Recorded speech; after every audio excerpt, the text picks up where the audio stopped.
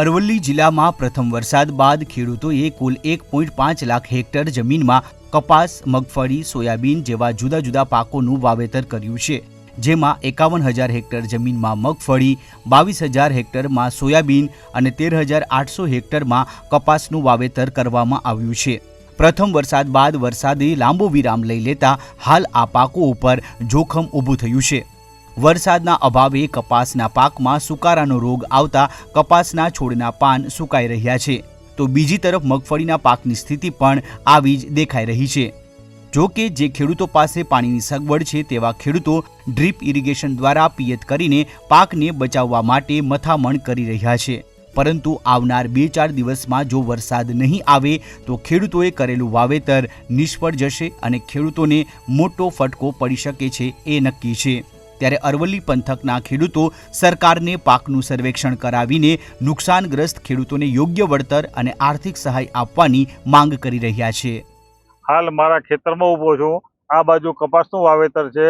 કપાસને વાયે 1 મહિનો થઈ ગયો મારો, પણ વરસાદ નથી આવતો, હાવ મુંજાઈ ગયો છે। જો હજી અઠવાડિયે 10 વરસાદ ના આવે તો આ કપાસની પોઝિશન મારે ખેડી જ નાખવો પડે અને એના વીઘા પાછળ લગભગ 8 થી 10,000 રૂપિયાનો મેં ખર્ચો કરી નાખ્યો। દવા, ખાતર, બિયારણ એ જોતે આ બાજુ મગફળી છે, મગફળીમાં પણ નહીવત પાણી છે એટલે એ જીવાડાઓ પૂરતી જીવે, એનાથી કંઈ પાકે એમ નથી।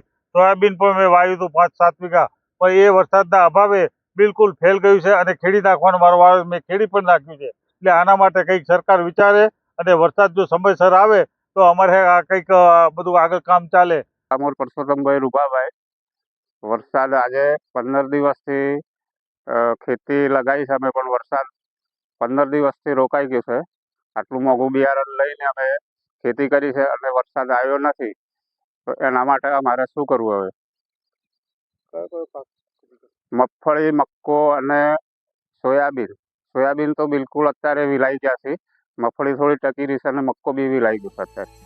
વરસાદે લાંબો વિરામ લેતા અરવલ્લી જિલ્લાના ભૂમિપુત્રોના માથે ચિંતાના વાદળો છવાઈ ગયા છે, કારણ કે મોંઘા ભાવે ખરીદેલા બિયારણ, ખાતર અને તનતોડ કરેલી મહેનત ઉપર પાણીના અભાવે પાણી ફરી રહ્યું છે।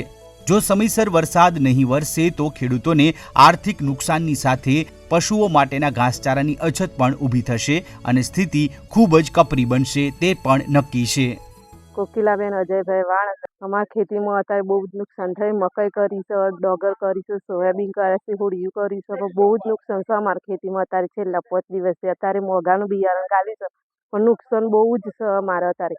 ખેડૂત માટે બહુ નુકસાન છે ખેતરમાં, અત્યારે બહુ સુકારો આવી ગયો છે। છેલ્લા 5 દિવસથી વરસાદ આવ્યો નથી, અમારે ખેડૂતો માટે બહુ નુકસાનકારક છે। અત્યારે આ ખેતીનું શું કરવું? ડોગરનું બહુ નુકસાન, મકાઈ બહુ સુકાઈ ગઈ છે, ઊંધિયું બધું સાવ, હજુ 5 દિવસ પછી વરસાદ આવશે તો અમારા ખેતરમાં બધું સાવ પૂરું થઈ જાય એવું છે, બધું સુકાઈ ગયું છે। એટલે અમારા ખેડૂતો માટે અત્યારે બહુ નુકસાન છે। 5 દિવસથી હજુ વરસાદ વાદળ છવાઈ થઈ રહ્યું, હજુ વરસાદ આવ્યો નથી। વરસાદ આવે તો અમારા ખેડૂતો માટે બહુ સારું છે। અમારે ઘાસચારો બહુ કાઢે છે, અમારા ઢોરો માટે બહુ નુકસાનકારક છે અત્યારે ખેતીમાં। મોંઘવારીનું બિયારણ કાઢી પણ અત્યારે અમને કશું ખેતરમાં જોવા મળતું નથી, પણ અમારા જે ખેતીમાં અત્યારે જે છે ખેતીમાં છે પણ અમને કશું મળતું નથી। અત્યારે બધું સુકાઈ ગયું છે અને ખેતીમાં તો મળે તો સારું, હજુ વરસાદ આવ્યો નથી એટલે બધું સુકાઈ ગયું છે। ડોગર, હોળિયું, મકાઈ, મગફળી બધામાં બહુ જ નુકસાન છે અમને અત્યારે। હાલ અરવલ્લી પંથકના ભૂમિપુત્રો ઉપર ઈશ્વર અને નીચે સરકારના ભરોસે બેઠા છે। પસાર થતી એક મિનિટ અને એક દિવસ ભારે ચિંતા સાથે વીતી રહ્યો છે।